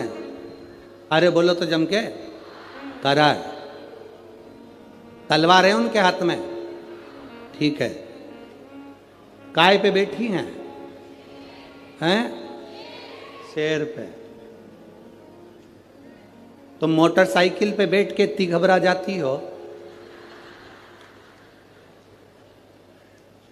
कि कोई तुम्हें घूर के देख ले तो तुम्हारी आंख में आंसू आ जाता है। वो भवानी है, दुर्गा शेर पर बैठी थी। शुंभ और निशुंभ दोनों राक्षसों ने आकर कह दिया था, ए सुंदरी, हम दोनों में से एक से तू शादी कर ले तो बच जाएगी, नहीं तो मर जाएगी। देवी अंदर गई गुफा में, शंकर भगवान से कहा, शुंभ निशुंभ आए हैं दरवाजे पर। तो भगवान शंकर मुस्कुरा कर बोले, तुम मुझसे कहने आई हो, तुम स्त्री हो। एक नारी में आधा शंकर होता है। जब शंकर तुझ में है, शक्ति तुझ में है, शिव तुझ में है, तो तू दुनिया से निपट सकती है। चढ़ जा शेर पर, उठा तलवार, कर संहार। माता पार्वती जी कहती है, मैंने शास्त्र पढ़े हैं मेरे हाथ में, मैं वेद माता भी कहलाती हूं, मैं शास्त्र हाथ में रखती हूं, शस्त्र कैसे उठाऊं? शंकर भगवान कहते हैं, संस्कृति को बचाना है, संस्कारों को बचाना है तो शास्त्र उठाना पड़ेगा, और अपने आप को और सनातन धर्म को बचाना है तो शस्त्र भी उठाना पड़ेगा। यह हमारे को ऊपर निर्भर करता है। हम शास्त्र भी उठा सकते हैं और शस्त्र भी उठा सकते हैं। ये मां जगजननी दुर्गा भवानी का दर्शन करने जाओ तो उस माता को प्रणाम कर कर उससे कहकर आना, माँ जब शास्त्र की जरूरत हो तब मुझे शास्त्र देना, और जब शस्त्र की जरूरत हो ऐसा बल देना, ऐसा शस्त्र देना कि दुनिया के लोग याद रखें, हम याद रखें। शिव शक्ति है, उस भक्ति के बल को हमें बढ़ाना।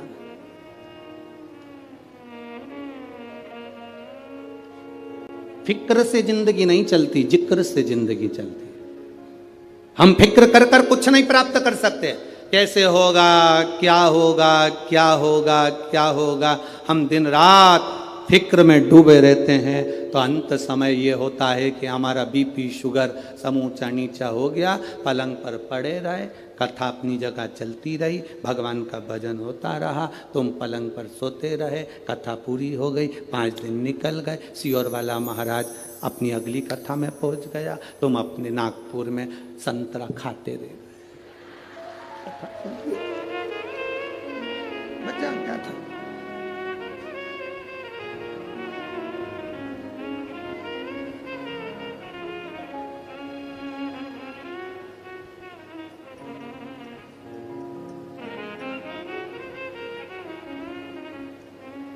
संतरा भी सीख देता है। तुम लोगों ने सीखा कि नहीं सीखा संतरे से पता नहीं, पर संतरा भी सीख देता है। ऊपर का छिलका अच्छे अच्छे को रुला देता है। संतरा भी सीख देता है। अब तुम सीखे कि ना सीखे वो पता नहीं है। और नागपुर वालों, हो मेरी जीजियों और मेरे जीजाओं, बड़े सावधानी से अपनी जिंदगी को जीने का प्रयास करिए। नमुची को एक रुद्राक्ष का मन का मिला है, नमुची को एक रुद्राक्ष का मन का, और वो विचार में पड़ गया कि ये रुद्राक्ष कहां से। अब उसको चिंता व्याप रही थी, अब उसने चिंता छोड़ दी। अब विचार कर रहा है ये जरूर महादेव का होगा, शंकर जी का होगा। एक बेलपत्री भी रोड पर पड़ी मिल जाए ना तो विचार कर लेना शंकर जी ने दी होगी, कोई भूल गया होगा, शिव जी का है, शंकर का। तुम उसकी चर्चा करो, तुम शंकर का जिक्र करो, तुम अपने गुरु का जिक्र करो, तुम शंकर का जिक्र करो, शंकर तुम्हारा जिक्र करेगा। पार्वती जी शिव जी से पूछती हैं, अपन किसकी कथा सुनने जा रहे हैं? शंकर भगवान कह रहे राम जी की। सीता जी ने राम जी से पूछ लिया, तुम किसकी कथा सुनने जा रहे हो? राम जी बोले शंकर जी की। क्यों? हम जिसकी जिक्र करते हैं, हम जिसकी चिंता करते हैं, हम जिसका भजन करते हैं, हम जिसका नाम लेते हैं, वो हमारा नाम लेता है।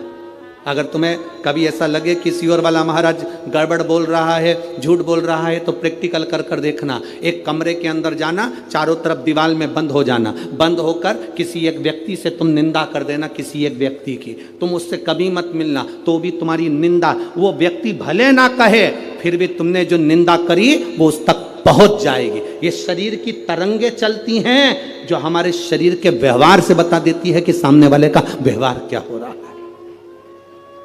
सामने वाले का व्यवहार क्या है ये बता देती है। कभी धर्म पत्नी से पूछना, वो कभी पति का मोबाइल नहीं टटोलती, कभी अपने पति के मोबाइल को हाथ नहीं लगाती, कभी भी अपने पति पर ज्यादा ध्यान नहीं देती, पर 5-10 दिन में अंदाजा लगा के बैठ जाती है। 5-10 दिन में अंदाजा लगा, और एक ना एक दिन तो कह देगी तुम्हारे रंग ढंग ठीक नहीं दिख रहा। अब उसने तो कह दिया तुम्हारे रंग ढंग ठीक नहीं दिख रहा। पति तुरंत चिल्ला कर बोला, फालतू की बात मत करा कर मेरे से। क्या कर रहा हूं मैं? जैसे ही चिल्ला कर बोला, पत्नी समझ गई, पत्नी समझ गई। पूरे शरीर पर नमक लगाओ, जलन नहीं होगी, पर कहीं कटा होगा तो जरूर होगी। बस समझ गई, समझ गई वो। पूरे शरीर पर नमक लगाओ, जलन नहीं होगी, पर वो कट लगा है ना, वहां जलन होगी। ये चिल्ला कर बोला, जगदम्बा समझ गई। अब तू समझ जा, तेरा क्या होगा रे कालिया, अब तेरे ऊपर निर्भर है। वो समझ गई। रोज 7 बजे ऑफिस से आता था, आज 5:30 पे आ गया, 5:30 पे। अब तो और समझ गई, और बिल्कुल शांत चुप चुप बैठे हो जरूर, कोई बस समझ गई आप। ना बताओ, शरीर की तरंगे बता देती है। ना बताओ, शरीर की आपकी ऊर्जा बता देती है। आप कुछ मत बोलिए, आपके चेहरे का तेज बता देगा कि आपकी भक्ति कितनी है। कुछ मत बोलिए, आपका भजन का बल कितना है, आपके चेहरे का तेज बताएगा। आपका चेहरा बता देगा कि आप कितनी भक्ति करते हो, कितना भजन करते हो, कितनी दृढ़ता करते हो, कितना स्मरण करते हो। आपका चेहरा बताएगा। नमुची ने एक रुद्राक्ष को उठा लिया, शिव चर्चा में लग गया। शिव चर्चा में लगा, शंकर की चर्चा कर रहा था, इसलिए शिव जी वहीं पर प्रकट हो गए। जो शंकर की बात करता है, शंकर जी की चर्चा करता है, शंकर को याद करता है, शंकर का गुणगान करता है, शिव वहां प्रकट हो जाते हैं। आए महादेव, सम्मुख में आ गए। मेरे देवाधिदेव महादेव वहां प्रकट हो गए। हे नमुची, मांग तुझे क्या चाहिए। नमुची सोच में पड़ गया। मैं तो ना तप करा, ना साधना करी, ना व्रत करा, ना उपास करा, शिव जी मिल गए। ना कोई व्रत है, ना कोई साधना, ना कोई तप, शंकर मिल गए।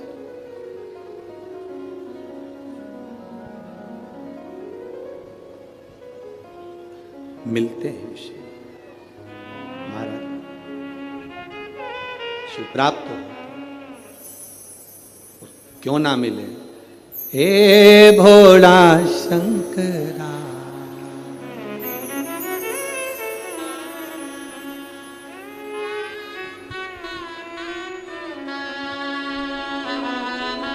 हे भोला शंकरा,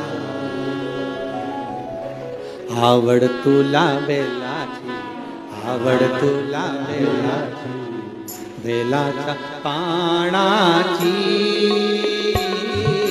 हे भोळा शंकरा, शंकरा, हे भोळा शंकरा, शंकरा, हे भोळा शंकरा, आवड तुला बेलाची, आवड तुला बेलाची, बेलाच्या पानाची।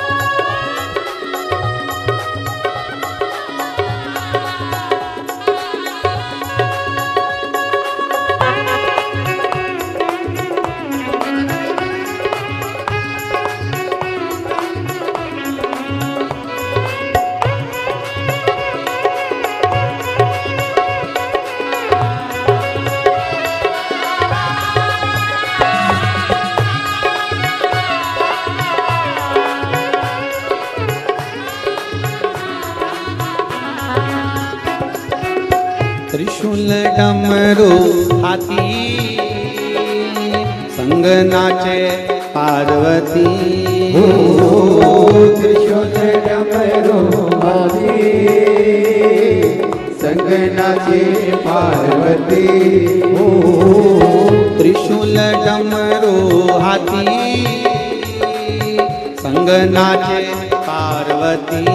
ओ त्रिशूल डमरू हाथी संग नाचे पार्वती।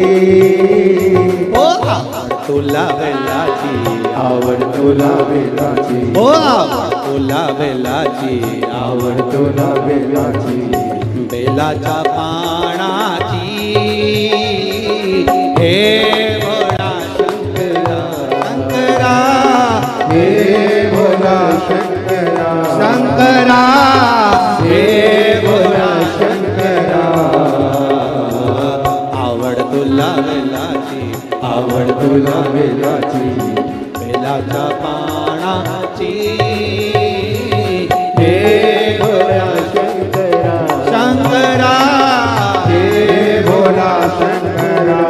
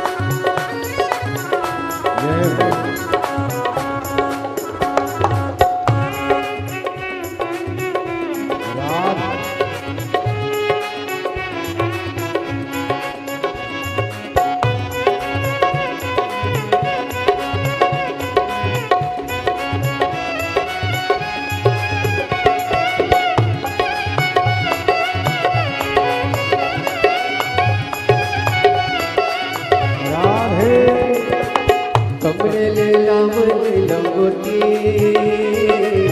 गळते ना गो बडोलती। ओ कमरेले लावली लंगोटी, गळते ना गो बडोलती। ओ कमरेले लावली लंगोटी, गळते ना गो बडोलती। ओ कमरेले लावली लंगोटी, गळते ना गो बडोलती।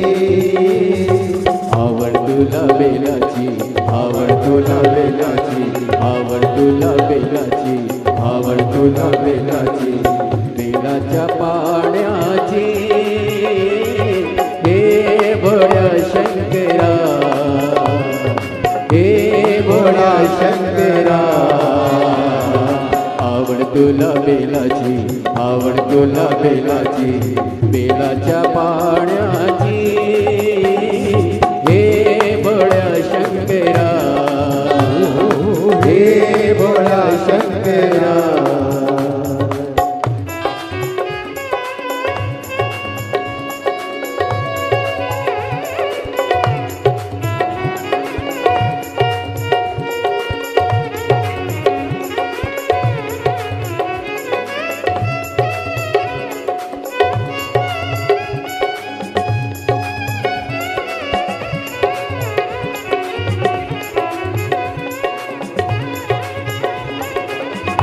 राधे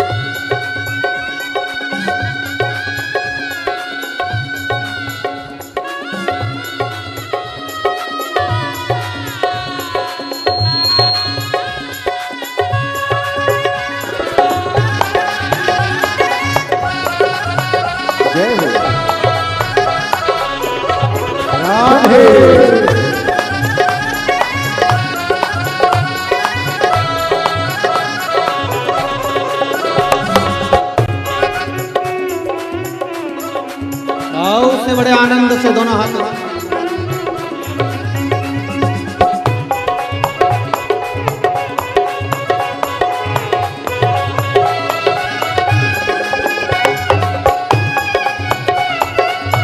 शंभो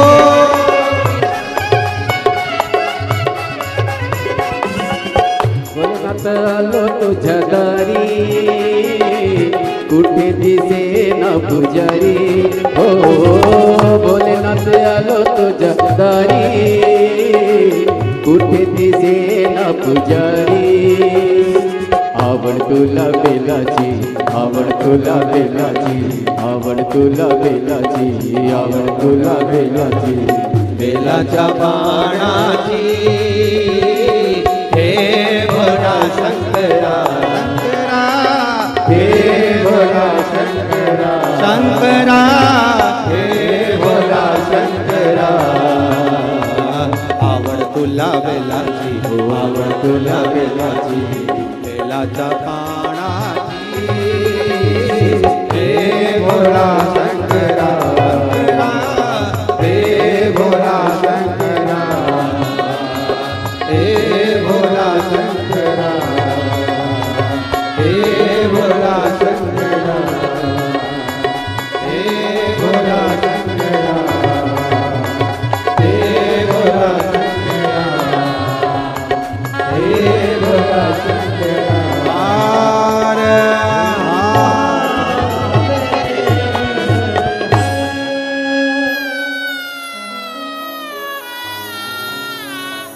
अपने स्थान पर बैठकर भगवान देवाधिदेव महादेव से अपने हृदय की बात बड़े भाव के साथ दिल से भाव के साथ में हृदय से बाबा से विनती भाव के साथ में करिए। जहाँ जगह मिले वहाँ बैठकर कार्यकर्ता भी जो खड़े हैं वो बैठकर बाबा से विनय करेंगे, दिल से बाबा से प्रार्थना करेंगे। श्री शिवा नमस्तु श्री शिवा नमस्तु श्री शिवा नमस्तु श्री शिवा नमस्तु श्री शिवा नमस्तु भोला सब दुख काटो भार ओ भोला सब दुख काटो भार शिव शंकर जपूं तेरी माला भोले बाबा जपूं तेरी माला भोला सब दुख काटो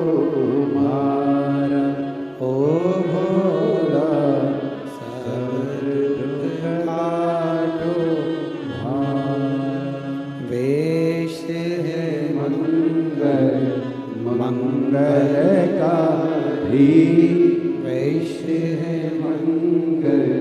मंगलकारी शमशान वासी हमारा शमशान वासी हमारा ओ सब दुख काटो हमारा ओ भोला सब दुख काटो हमारा। शिव कथा कहती है, भगवान शंकर का संवाद करता है। नमुची को जो रुद्राक्ष मिला उसने उसकी चर्चा की। शिव का दर्शन हुआ, मांगो नमुची तुम्हें क्या चाहिए। दैत्य था नमुची, असुर था, राक्षस था, क्या चाहिए तुमको। नमुची ने कहा अगर आप मुझे केवल एक वर दे दो कि मैं कोई अस्त्र से, कोई शस्त्र से, कोई अग्नि से, कोई आकाश से, किसी भी चीज से मेरी मृत्यु न, मेरी मृत्यु ना हो, ये मुझे वर दिया जाए। हमने पहले भी कथा में कहा बादाम खाओगे तो भी मरोगे, नी खाओगे तो भी मरोगे। कथा सुनोगे, बोलते जाओ, तो भी मरोगे, नी सुनोगे तो भी मरोगे। राम नाम बोलोगे तो भी मरोगे, नी बोलोगे। बस अंतर इतना सा है, बिल्ली चूहे को अपने मुंह से पकड़ती है तो रक्त में सराबोर कर देती है, बिल्ली अपने मुख से अपने बच्चे को पकड़ती है तो खून नहीं आता, रक्त नहीं आता, बच्चा मरता नहीं। उसी तरह जो कथा सुनता है, भगवान का भजन करता है, मरता है पर काल में मसा नहीं जाता। जो बिना भजन के, बिना कथा के मर जाता है, वो अंत में चूहे जैसा रक्त में सनाबूर हो जाता है। मरना तो है, मृत्यु तो सत्य है, वाह मौत कहां से टल सकती है। शिव कथा कर रही है, भगवान शंकर की कथा कर रही है। नमुची तुझे मरना तो पड़ेगा। तो नमुची ने कहा कि ये अस्त्र शस्त्र से मेरी मृत्यु ना हो। शिव जी ने कह दिया तथास्तु, जा। अब नमुची को जब वर मिल गया, जब तक वर नहीं मिलता, जब तक के कोई पद नहीं मिलता, जब तक कोई प्रतिष्ठा नहीं मिलती, जब तक कोई स्थान नहीं मिलता, तब तक व्यक्ति थोड़ा भ्रमण करता रहता है, घूमता रहता है। जैसे आप लोग कथा में आए, आपको जगह नहीं मिलेगी तो आप पहले इधर जाओगे, उधर जाओगे, उधर जाओगे, 1 नंबर दरवाज़ा, 2 नंबर दरवाज़ा, 3 नंबर दरवाज़ा, सब दरवाजे पर घूम लोगे। तब आखिरी में तुम सोचोगे अब जगह वगह तो मिलने वाली नहीं है। फिर किसी पेड़ की छाँव में, जब पंडाल पूरे भरे हुए हैं, दुकानें पूरी भरी हुई है, जगहें पूरी भरी हुई है, तो किसी पेड़ की छाँव में तुम बैठ जाओ, स्थान पाना। अब नमुची को ये वर मिल गया कि अस्त्र शस्त्र से तू नहीं मरेगा, तो नमुची के हाथ में जो रुद्राक्ष था उसने वो फेंक दिया। रुद्राक्ष की माला देवऋषि नारद ने फेंकी थी, बंदर का मुंह लगा था। सुनिए ना कथा, केवल शिवजी ने रुद्राक्ष की माला दी थी और देवऋषि नारद ने ये कहकर फेंक दी, इससे मुझे क्या करना, क्या करते। बंदर का मुख लग गया। भगवान नारायण ने जरा सी निंदा सुन ली थी शंकर जी की, भगवान विष्णु ने थोड़ी सी निंदा शंकर जी की सुन ली थी, तो उनको घोड़े का मुंह लगा था, हयग्रीव अवतार हुआ था। केवल निंदा सुनी थी शंकर भगवान की तो घोड़े का मुख लग गया। नारद जी ने शंकर की निंदा करी, रुद्राक्ष की माला फेंकी तो बंदर का मुख लग गया। शिव को जो जानता नहीं है वो बाद में पछताता है।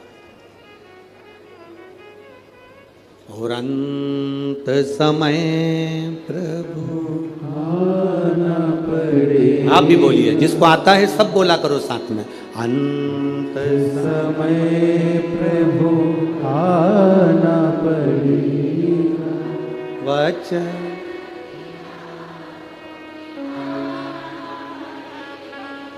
आए ना आए प्रभु,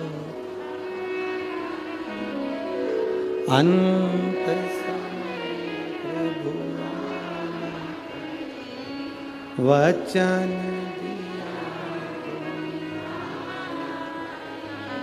कोई आए ना, पर आपको आना। तेरे मंदिर में आना मेरा काम है, मेरी बिगड़ी बनाना तेरा काम। हम आ गए तेरे दरवाजे।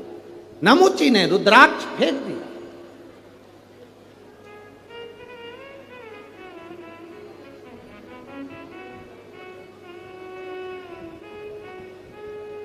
एक बेलपत्र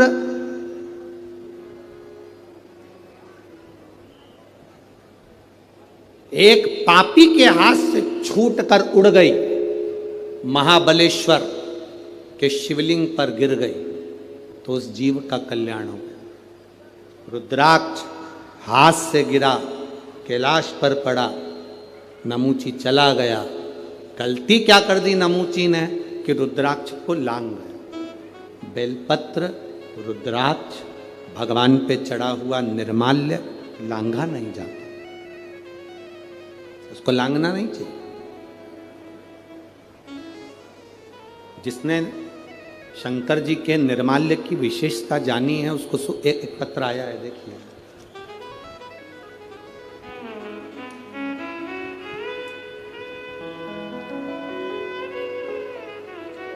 गुरुजी, मैं भंडारा से आई हूं, मेरा मोबाइल नंबर ये है। मेरी बेटी के आंखों के ऊपर गर्दन के पास 2021 से सफेद दाग हो गए थे। गुरुदेव, आंखों के ऊपर भी सफेद दाग हो गए, गर्दन के पास भी सफेद दाग हो गए। डॉक्टरों के हिसाब से तो इलाज चल रहा था, पर डॉक्टरों ने कहा कि थोड़ा समय लगेगा, पर धीरे धीरे वो सफेद दाग की बीमारी बढ़ती जा रही थी। गुरुदेव, अब करें तो करें क्या? बेटी की जिंदगी है, अगर उसको ये सफेद दाग की बीमारी हो गई तो फिर शादी ब्याह कैसे होगा? गुरुदेव, एक सामान बेचने वाली हमारे दरवाजे पर आई। उसने मुझसे कहा, तुम्हारी बेटी की आंख के नीचे सफेद दाग हो रहे हैं, गले पर सफेद दाग हो रहे हैं, तुम पशुपति व्रत क्यों नहीं करती? शंकर जी के मंदिर में तुम्हारी बेटी से कहो कि झाड़ू लगाए, पोछा लगाए, शंकर जी का मंदिर पूरा साफ हो जाए। शंकर जी की जो जलाधारी है, जहां से पानी बहता है, उसका जल शरीर पर लगाना चालू करे। सामान बेचने वाली हमारे दरवाजे पर सामान बेचने आई थी और वो ये कहकर चली गई। मैंने अपनी बेटी से कहा, तो पास में शंकर का मंदिर है, जाकर झाड़ू पोछा करा कर। मम्मी, क्या होगा? वहाँ जो जल चढ़ता है उसको अपनी जगह पर लगा। गुरुजी, आपकी कथा सुनी थी, आपने कथा में कहा था कि पूर्णिमा के दिन गाय जब अपने बछड़े को दूध पिलाए, उस दूध को पीते समय बछड़े के मुख में जो फेन आए, उस फेन को चम्मच में निकाल लो और जहां सफेद चर्म पड़ी है उस जगह पर लगाओ और थोड़ा सा बैठो चंद्र की रोशनी में। हमने वो करना प्रारंभ करा। एक बार में तो बेटी ठीक नहीं हुई, पर दूसरी बार फिर करा। दूसरी पूर्णिमा आई, पशुपति व्रत करते रहे, बेटी मंदिर में सेवा करती रही। गुरुदेव, आज हम यहाँ नमन करने आए हैं। मेरी बेटी का पूरा सफ़ेद जो चमड़ी थी वो अपनी चमड़ी के रंग में आ गई। हम यहाँ प्रणाम करने आए। कहीं बैठी हो तो हाथ हिला सकती है, अगर कहीं बैठी हो तो अपना हाथ हिला सकती है। इसने एक लाइन बहुत अच्छी लिखी है भजन की, तेरे दरबार की बाबा निराली शान देगी, तुझे देते नहीं देखा पर झोली भरी देगी है। ये शिव है। ओ गड़ी अकाल मृत्यु वो मरे जो काम करे चंडाल का, काल उसका क्या बिगाड़े जो भक्त हो मां। जो शिव का उपासक होता है उसको क्या भय, क्या भय। शंकर की आराधना करने वाले को क्या भय होगा, शिव उपासना करने वाले को क्या भय होगा। नमुची एक रुद्राक्ष को लांग कर चले गए। आपसे भी निवेदन है, कभी मौका लग जाए, तुम्हारे नजदीक में कोई शिवालय हो, शंकर का मंदिर हो, जहां तुम जल चढ़ाने जाते हो, कभी कभी मौका लग जाए तुम्हारी जिंदगी में, अगर तुम्हारे को मौका लगे और तुम्हारे जीवन में कष्ट बहुत हो, तो उस मंदिर में थोड़ी सी सफाई करना प्रारंभ करो। थोड़ा निर्माल्य लेकर उसका विसर्जन, जल में नहीं, कहीं खड्डा खोद कर निर्माल्य को डालना प्रारंभ करो। नदी, तालाब, बावड़ी, कुआं, इसको स्वच्छ करो। हम लोग भगवान के विसर्जन का सामान सब नदी में डाल देते हैं, नदी का पानी दूषित हो जाता है, जल स्तर नीचे गिरता जाता है, पानी पृथ्वी में बचा नहीं। उस जल को हमें बचाना है। तुम्हारे घर में भभूति निकले, बेल निकले, नारियल निकले, फूल निकले, पत्ती निकले, निर्माल्य की जो सामग्री निकलती है, मंदिर का जो निर्माल्य निकलता है, उसको पानी में डालना बंद कर दो। नदी नाले में, सरोवर में, कुएं में, बावड़ी में डालना बंद कर दो। उस निर्माल्य की सामग्री को एक खड्डा खोदो, उसमें डालना प्रारंभ करो, जिससे उससे खाद बने। वो खाद बनेगी तो अपने पूरे नगर निगम में जहां जहां पेड़ लगे हैं उसमें वो खाद डालना चालू करो, जिससे वृक्ष भी आगे बढ़ेंगे और नदी, बावड़ी, तालाब सब स्वच्छ होंगे। कई लोगों ने निर्माल्य विसर्जन के रथ चालू करे हैं, यहां पर भी अगर किसी ने करे हैं तो उनको बहुत बहुत साधुवाद है, उनको धन्यवाद है, करना चाहिए। निर्माल्य, मंदिर का चढ़ा हुआ फूल पत्ती है, सब पानी में नहीं डालना चाहिए, उसको एक खड्डे में डालो, जिससे नदी शुद्ध हो, तालाब शुद्ध हो, बावड़ी शुद्ध हो, जल स्तर बढ़े। पानी कम हो रहा है, पृथ्वी सूखी हो रही है, जल को बढ़ाना हमारा कार्य है। जल है तो कल है, जल नहीं होगा तो हमारा कल भी नहीं होगा। उस जल को सुरक्षित रखना हमारी जवाब, पानी को सुरक्षित रखा। शिव कथा कह रही है, नमुची ने केवल रुद्राक्ष को लांग गया, नमुची, और रुद्राक्ष को नमुची लांगा। जैसे ही रुद्राक्ष को नमुची लांगा, लांगते से ही भगवान का अपमान कर कर निकल गया। कहीं बेलपत्र पड़ी हुई मिल जाए, हम यहाँ से नीचे उतरते हैं, कोई बेलपत्र पड़ी हुई मिल जाती है तो हम बच्चों को कह देते हैं ये बेलपत्र पड़ी है, इसको उठाओ, किसी का लात नहीं लगना चाहिए, कोई लांग ना जाए, कोई इसको इधर उधर ना पटके। किसी भी देवता पर चढ़ी हुई माला, विष्णु पुराण में लिखा है, दुर्वासा बाबा की गले की माला इंद्र को मिली, इंद्र ने ऐरावत को दी, ऐरावत ने वो माला अपनी सूंड में भरकर फेंकते हुए चला, जमीन पर फूल गिरते हुए गए। भगवान तभी क्रोध में आ गए और उसी समय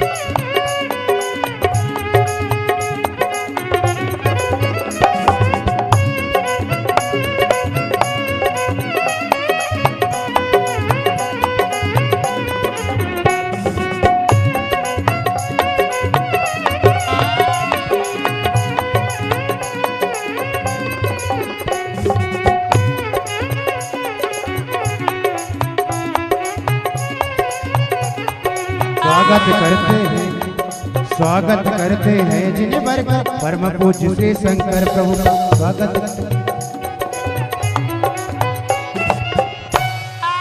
भोले गुरुदेव भगवान की जय। जय जय श्री राधे। सभी भक्तों को हर हर महादेव साधा जय श्री कृष्ण श्री शिवाय नमस्तुभ्यं।